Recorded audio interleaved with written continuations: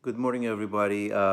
This is our second YouTube video for Chapter 17, Section 17.5, how to solve equilibrium problems. And also, after we are finished with Section 17.5, we are going to take a look at Section 17.6, which deals with the Le Chatelier principle. Okay, so let's get started with the important section of equilibrium calculation. The title in your textbook is How to Solve Equilibrium Problems, but in many textbooks it's called Equilibrium Calculations. So either way, it's a very important section. Now, the objective of this equilibrium calculation concept is basically two things. One is to find the Kc, or the equilibrium constant, from the concentration data. And the other objective is the reverse of the first one, which is to find the equilibrium concentrations if Kc is given to us. In either case, all equilibrium calculations, and I have underlined all equilibrium calculations are performed using something called an ICE table. ICE is an acronym standing for initial, change, and equilibrium.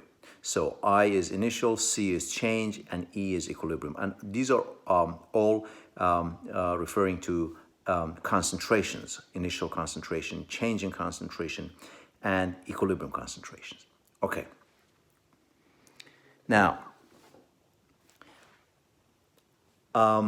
we also use another equation in the context of equilibrium calculation, that when you add the initial concentration to the change in concentration, what you get must be equal to the equilibrium concentration, or simply put, just I plus C is equal to E, and that is this equation right on the top of the page. So that basically means when you add the two components, I plus C, you must get the equilibrium concentration. Now, we are going to use this equilibrium throughout the equilibrium calculation to calculate different components and variables. The best way to illustrate this is, of course, using a very important sample problem 17.6 on page 762. And you can also take a look at the problem that has been worked out in your textbook. For more details, you can always go back to your text. But the problem is, I've written down the entire problem for you here. The problem is a decomposition of hydrogen iodide, Hi, into H2 and I2 gas. Everything is carried out in the gas phase. Now, initially the flask is filled with 0.2 moles of hydrogen iodide, Hi, in a 2-liter flask. The reaction is allowed to come to equilibrium, and at equilibrium, we find that the concentration of Hi is equal to 0.078 molar concentration. So the question is, how do we calculate Kc, or the equilibrium constant, for this reaction? So basically, we have been given the initial concentration of Hi, which is basically 0.2 divided by 2 liters. And then we have also been given another piece of information that at equilibrium, when the reaction comes to equilibrium, the equilibrium concentration is 0.078. And the question is, how do we calculate Kc? This is a very typical equilibrium calculation. So the initial concentration is given, the equilibrium concentration is given, and the question is, what is Kc? So that is one important type of equilibrium calculation. Let's take a look at the solution to this problem.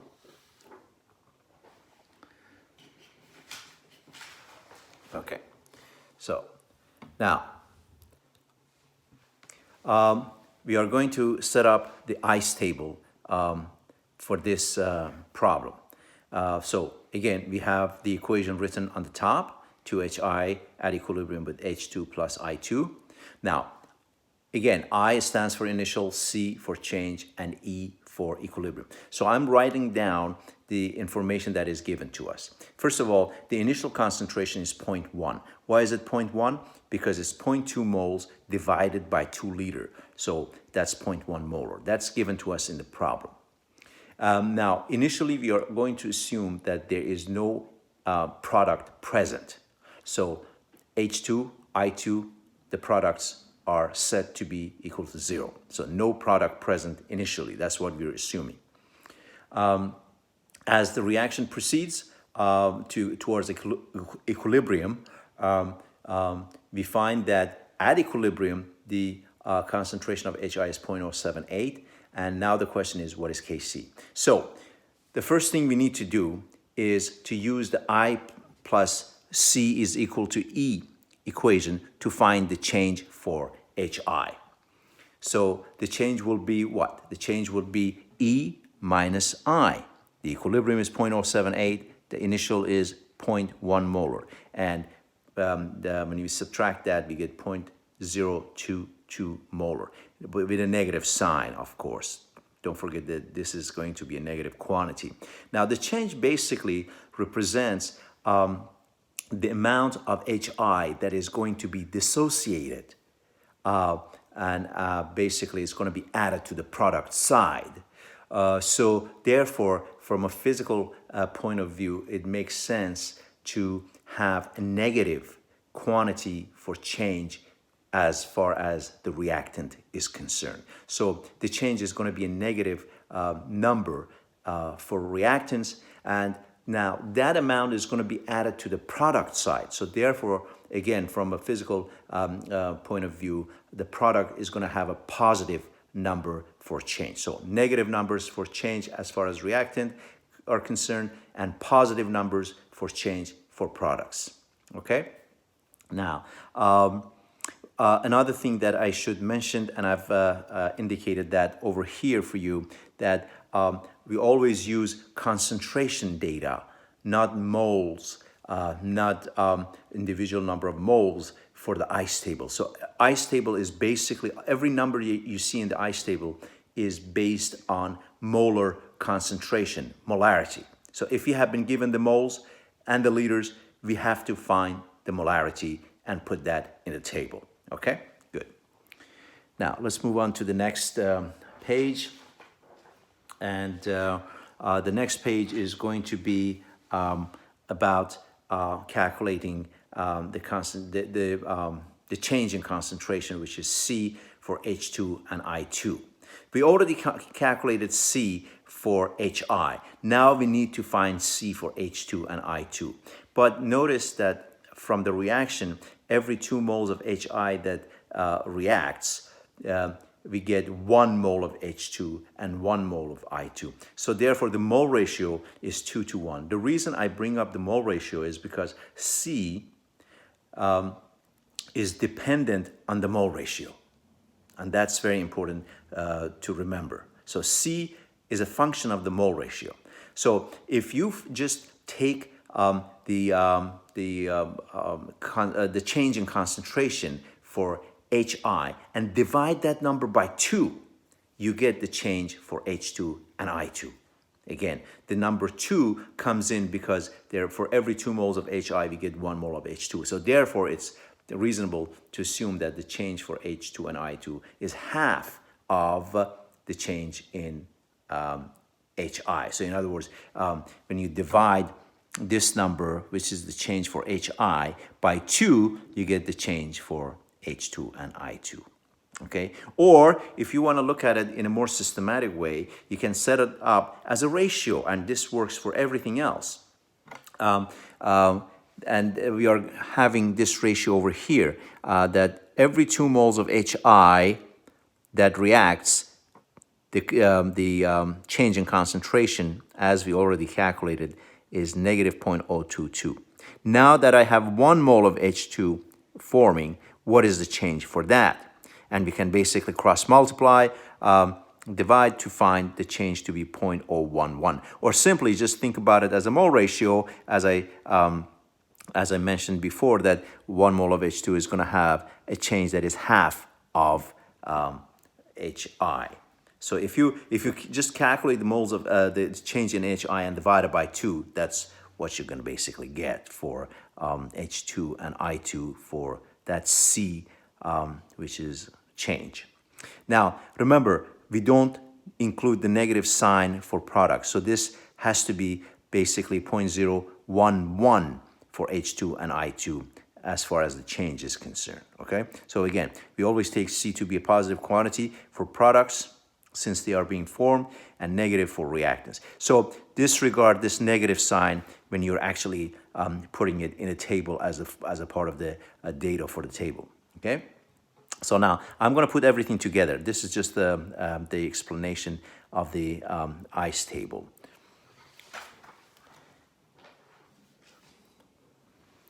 Okay, so I'm just basically summarizing on the top of the page that C for H2 is 0.011, C for I2 is 0.011. Why are they the same? Because they both are in a 1:1 ratio. So whatever you calculate for H2 is going to be the same for I2. But the number of moles of HI is different from H2 and I2. That's why we had a different number for HI. Okay, now let's go back to the ICE table and put everything together and form a nice, neat table. So initially, the concentration of HI given to us is 0.1, no H2, no I2. So 0, 0 for those respectively. The change, we calculated this change previously for HI to be negative 0.022. And for H2 and I2 is going to be half of that. So basically it's going to be 0.011 for both. And of course, the equilibrium concentration for HI was already given to us. Remember, that's why we got this number by doing 0.078 minus 0.1 to get that number. So 0.078 was already given to us.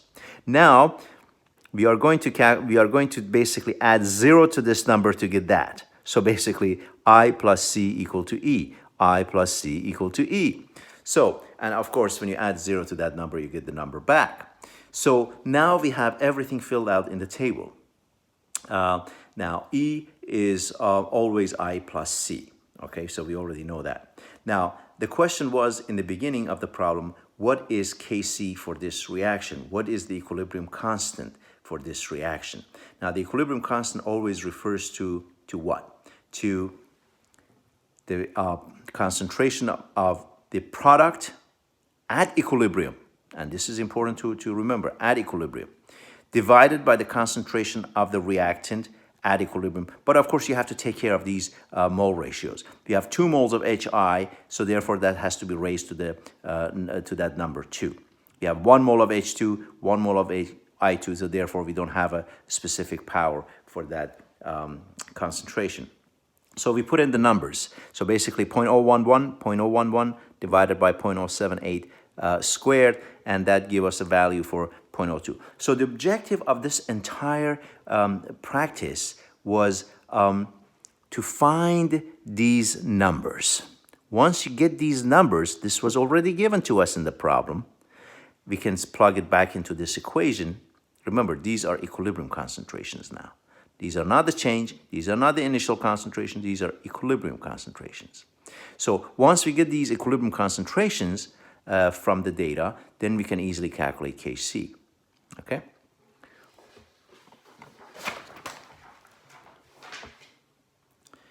Okay, so now there is another type of equilibrium calculation that involves the use of equilibrium concentration data, and that is, now we are going in reverse. Now we are saying that if the Kc is given to you in a problem, how do you find the equilibrium concentration? So this is exactly the reverse of the first problem. Remember, the first problem, we wanted to find Kc. Now in this problem, Kc is given to us. We know what Kc is, and we want to work backward now to find the equilibrium concentrations, okay? So this is another type of equilibrium calculation. And again, I'm going to use the follow-up problem 17.8b on page 765. Again, as usual, please consult your textbook to get a full description of this problem. But for the sake of time and efficiency, I'm just summarizing the problem the way I usually do in the classroom. So the reaction is given to us. Cl2O plus water at equilibrium to form 2HOCl. The Kc is given to us 0.18. What is the question? The question is, what is the equilibrium concentrations of all the components? All the components. So we don't know the equilibrium concentrations of any of these components, reactants or products. And we have to find that by just simple calculations of the ICE table. So what's given to us is the initial concentration. The initial concentration of Cl2O is 1.23 molar concentration. The initial concentration of water is the same. Okay, so basically we have 6.15 moles of each component in a 5-liter flask. So we can easily calculate the concentrations. Okay, so these are the initial and this is important to remember.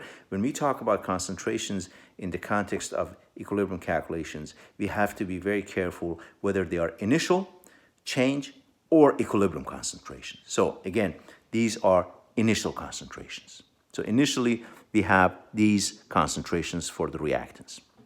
So again, these are given in the problem. And now we set up the ICE table to find the equilibrium concentration. So basically, the objective now here is to find these numbers. In other words, find X and find the equilibrium concentrations. But let's start from the beginning. So we have 1.23 molar for Cl2O, 1.23 molar for H2O given to us in the problem. Initially, we assume we have no product. Okay. Now, since we don't have any information about the equilibrium concentrations, therefore we cannot work backward to find the change like the previous problem. In the previous problem, we had a number for equilibrium calculation, for equilibrium concentration. We could work backward to find the change. But this time, we don't have that information. So therefore, we are going to assume, so this is important to remember, if no equilibrium concentration is given to us, okay, like in this problem, then we are going to assume that the change is X. Okay, so X will stand for the amount that is dissociated from the reactant and the amount that is being produced for the product side. Okay, so of course the change is going to be a negative number for reactant, like in the previous case, and it's going to be a positive number for the product side. Okay, so and again, change, as we pointed out in the previous problem, change depends on the stoichiometry of the reaction. That basically means it depends on the coefficients. So it's going to be negative X for Cl2O. Why negative X? Because there's only 1 mole of Cl2O. It's going to be negative X for H2O because, they have the same mole ratio, 1 to 1. So it's still going to be negative X for H2O. But it's going to be plus 2X for HOCl because we have 2 moles of HOCl being formed. So this 2 corresponds to that 2, okay? So the 2 here represents the 2 moles of HOCl being formed. Now, how do we write the equilibrium concentrations? I plus C gives you E, so 1.23 minus X. 1.23 minus X. 0 plus 2X, 2X. Okay, simple enough. Now, again, remember, X is going to be negative for reactant, positive for the product, and depends on stoichiometry or the coefficients in the reaction. Now, if we had 4 moles of HOCl form here, this would be 4X. If we had 5 moles of HOCl, 5X, and so on.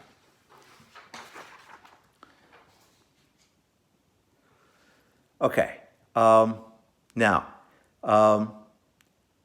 so basically what you're trying to do now is to find X. So we start with the Kc expression.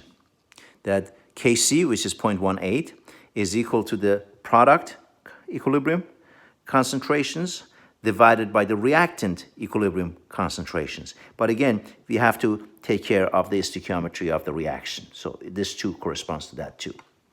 So what is the equilibrium concentration of HOCl? 2x. And then we plug in the equilibrium concentrations for the other components. So basically we end up with this perfect square here. So 0.18 is equal to this. Now the objective here is to find x and therefore the equilibrium concentrations, because all the equilibrium concentrations are dependent on x.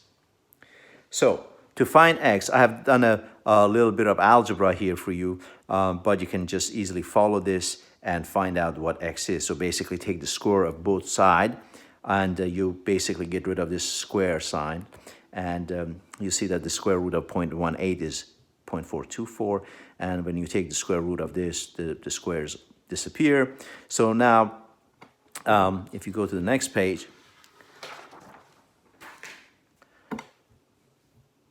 okay, if you go to the next page, you'll see that we can cross multiply and solve for x. So I have done everything in step-by-step detail, so you can see everything, and you can go through that and see that you can basically cross multiply and solve for x. So again, I have not left any step out. Every single step is included on this page, okay? You can see that x is going to be 0.215.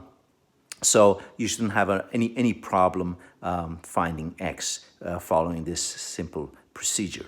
Basically, we are cross-multiplying and doing a little bit of algebra to find what x is. So x is 0.215.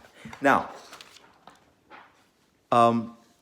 remember the objective was to find the equilibrium concentrations. The equilibrium concentrations was 1.23 minus x for Cl2O and H2O. So that's basically 1.23 minus x, which we already calculated to be 0.215, and we get 1.015. So we plug in the numbers for x for the equilibrium rho. So the equilibrium concentration for HOCl was 2x, so that basically means 2 times that number that we calculated for x, and that gives us 2.03 molar. Now we have calculated all the equilibrium concentrations, and we are basically achieved our objective for this problem. So remember again, the problem was asking us, given Kc to be 0.18, what are the equilibrium concentrations, okay?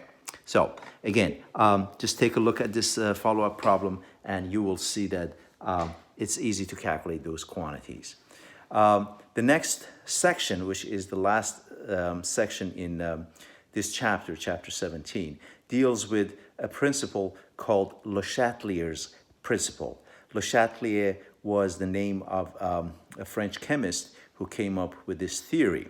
Now, this principle deals with what happens when a chemical system as equilibrium is disturbed. And the definition of the Le Chatelier principle is important. So I have indicated the definition here on the top of the page. So basically, when a chemical reaction is disturbed, now the chemical reaction has to be at equilibrium to begin with. So that's why I've underlined at equilibrium. If the reaction is not at equilibrium, the Le Chatelier principle does not apply. That is important to remember. Now, when a chemical reaction or system at equilibrium is disturbed, and how do we disturb the reaction at equilibrium? By a change in concentration, temperature, or pressure. The system reattains or regains the equilibrium by undergoing a reaction that reduces the effect of that disturbance. So in other words, we do something to the system by a change in concentration, temperature, or pressure. The system is no longer at equilibrium. However, the system will undergo a net reaction to regain, to restore that previously obtained equilibrium, okay? To minimize the effect of the disturbance, basically. So So we are going to now take a look at the effect of each change. Remember, these are the changes that we are going to concentrate on: concentration, temperature, and pressure. Okay, now the effect of change in concentration. I have summarized this by actually looking at this simple reaction, A plus B going to C. The reaction is at equilibrium. As you can see by that reversible arrow, you know that reaction is at equilibrium. Now we are going to, for example, increase the concentration of one of the components. Let's say, for example, A. If we increase the concentration of A, the reaction is no longer at equilibrium because we have introduced extra A to the side which was already at equilibrium. So we are basically disturbing that equilibrium by introducing more A. So now the question is, how does the system react? In which direction will the system shift, if you will, to regain or reattain equilibrium?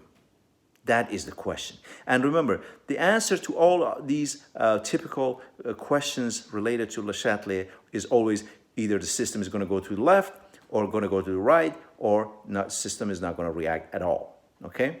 But in this case, when you increase the concentration of A, the system is going to shift to the right to get rid of the excess A that we just introduced.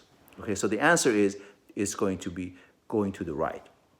Okay, now, and I'm also using this notation, the up arrow meaning increasing and down arrow meaning we are taking something off or decreasing. Okay, so that will make the notation much more easier to understand. Okay. So I basically summarize it here that when we increase the concentration of A, and you can see that up arrow next to A, the system will shift to the right to consume or get rid of the excess A. Okay. Conversely, if we decrease the concentration of A, then the system has to go back to the left to make up for that deficiency, and I've explained that here. Okay? So, I have another summary of the effect of concentration here. So this is the final summary, basically. The effect of concentration can be summarized using this simple chart here. If we increase A or B, the reaction will go to the right. If we decrease the concentration of A or B, the reaction will go to the left. And then for the product, if we increase C, the reaction will go to the left because it has to get rid of that excess C. And if we decrease the concentration of C, the reaction will go to the right to make up for that deficiency. So now we have to take a look at the effect of temperature. When it comes to the effect of temperature, there are two. First of all, we have to define two different kinds of reaction dependent on the effect of temperature. One is called an endothermic reaction, which basically means the amount of heat is positive. And the other class of reaction is called exothermic reaction, where delta H, or the heat of the reaction, is a negative quantity.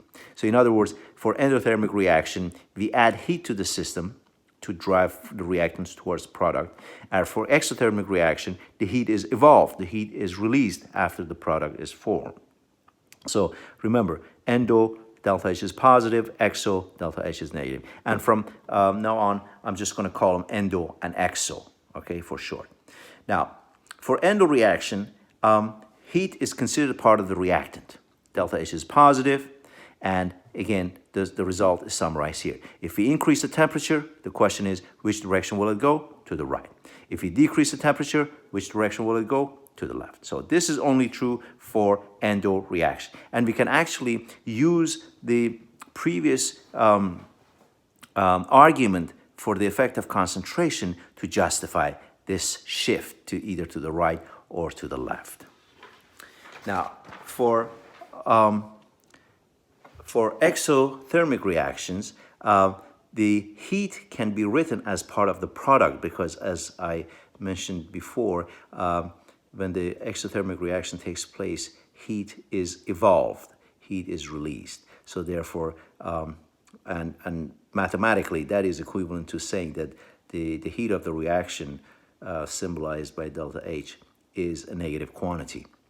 So if we increase the temperature for any exothermic reaction, in which direction will it go to regain equilibrium? The reaction will shift to the left. If we decrease the temperature, the question is, in which direction will the reaction shift to restore equilibrium? The reaction is going to go to the right, okay? And again, this is all based on the first effect that we studied.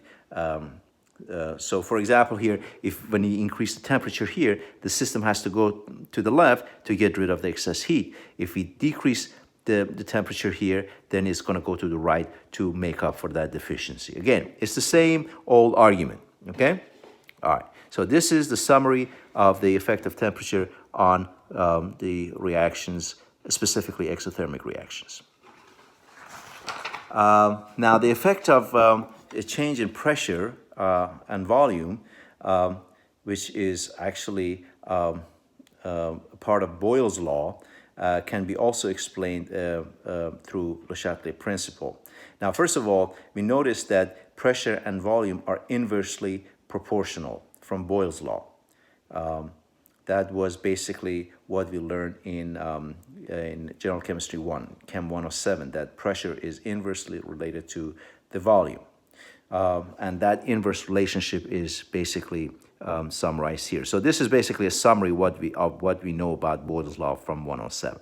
Now, when it comes to Le Chatelet principle and the effect of pressure, I've summarized it over here. When we increase the pressure of a system, again, the question is, in which direction will it go? The reaction shifts to the side with least number of moles of gas. Okay, that's the general observation that we have from experimental evidence. And if you decrease the pressure of a system, in which direction will it go? It goes towards the part with the greatest number of moles of gas. So as you can see, there's a kind of an inverse relationship between the pressure and the number of moles. If we increase the pressure, it goes to the side with the least number of moles. Decrease the pressure, it goes to the side with the greatest number of moles. And this is also dependent on the ideal gas equation, which we already have been introduced to in Chem 107. Okay, now let's conclude this whole Le Chatelet principle section by combining all these effects in one single example. So I have placed one example here for you, 2A plus 3B at equilibrium with C plus 2D plus 4E. So it's just I just made up this reaction. The delta H for this reaction is 100 kilocalorie, or the reaction is endothermic. We need that to discuss the effect of temperature, okay? We need to know whether the reaction is endothermic or exothermic so we can decide which way will it go. All right, now, so part A, what happens if we increase the pressure of the system? Again, all we are asking about any effect is this: in which direction will the reaction shift to restore equilibrium or reattain equilibrium? Okay, now if we increase the pressure of the system, in which direction will it go? Well, if we increase the pressure of the system will go to the side with the least number of moles of gas. Which side has the least number of moles of gas? Well, obviously, it's the right side. The right side has 4 moles of gas. Remember, these are in aqueous phase. This is the gas phase. So we always look at the number of moles of gas when it comes to the effect of pressure. So it has 4 moles here and 5 moles on the left side. So the least number of moles of gas is located on the right side of the equation. So therefore, if we increase the pressure, it goes to the right. Okay? Now, if we decrease the concentration of D, for example, if we decrease the concentration of this D, which direction will it go? It's going to be what? To which side? It's going to go to the right to make up for the deficiency that we have introduced into the system by removing D. Okay? And the last part, if we increase the temperature, how will the system react to restore equilibrium? In which direction will it go? So now this is endothermic reaction. Delta H is positive. Delta H is positive. That means basically heat is part of the reactant side. So an increase in the temperature will cause the reaction to shift to the side where we have less heat. So basically it's going to go to the right. Remember, for endothermic reaction, if we increase the temperature, the reaction will go to the right to restore equilibrium position. Okay, well, I hope you have learned something about Le Chatelet principle and also equilibrium calculation. Don't forget that you need to reinforce these topics by looking at some of the sample problems under those sections, and also don't forget to look at those problems, the online Connect problems, to reinforce the topics. Until next time, I will I'm also going to meet with you on well, not this Tuesday, but Thursday, to see if you have any specific question about these sections. Have a great day. I'll see you later.